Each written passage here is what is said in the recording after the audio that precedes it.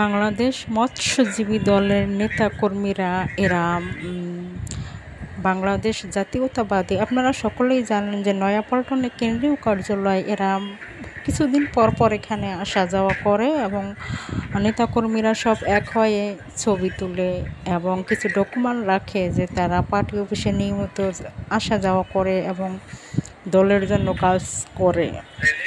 এই জন্যই এই ডকুমেন্ট রাখার জন্য তারা কেন্দ্রীয় কার্যালয় অর্থাৎ নয়াপল্টনে বিএনপি পার্টি অফিস কেন্দ্রীয় কার্যালয় আনাগোনা করে এবং দলে নিত্য নতুন মানুষ দেখা যায়, নতুন মানুষের মুখ দেখা যায়।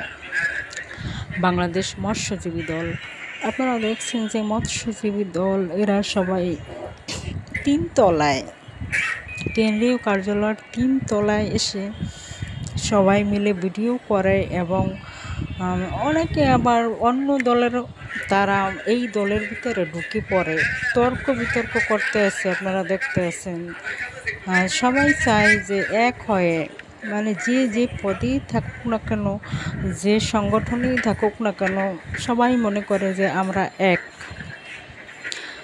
বেগম খালেদা জিয়ার হাতকে শক্তিশালী করার জন্য সবাই এক হয়ে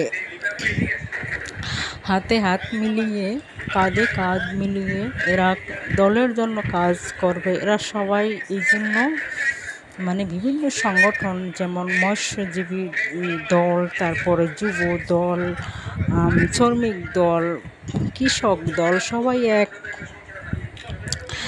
এক হয়ে ছবি তুলে এবং একটা ডকুমেন্ট রাখি যে আমরা নিয়মিত পার্টি অফিসে যাই এবং বিএনপির জন্য কাজকর্ম করি, দলের জন্য, দেশের জন্য আমরা কাজ করি। সেটাই মানুষের দেখানোর উদ্দেশ্য।